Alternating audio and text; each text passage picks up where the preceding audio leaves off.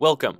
In this video, we will guide you through the replacement of single mechanical seals in a standard Viking TRA 10 series circumferential piston pump using our seal kit with genuine Viking Pump spare parts. As always, please read the instruction manual thoroughly to make sure all maintenance steps are completed. Each Viking Pump seal kit contains all the spare parts you need.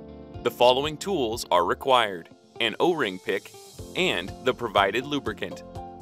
Start by removing each inner seal and wave spring from the pump body. Remove and discard the inner seal O-rings from the rotor case.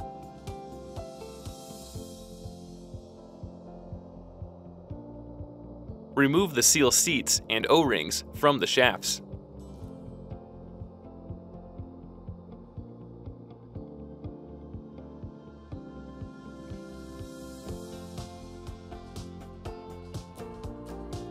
You are now ready to install new single mechanical seals. Lightly lubricate the shaft O-rings with a compatible lubricant and fit them onto the groove over the shaft. There are 2 grooves on each shaft.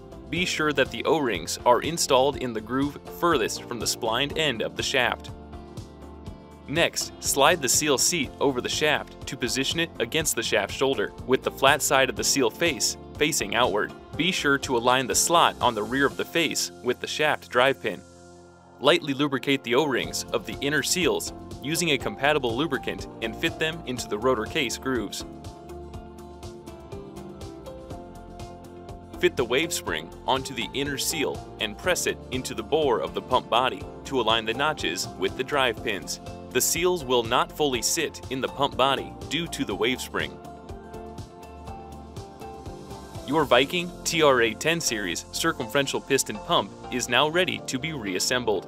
To learn more, please visit our website at vikingpump.com.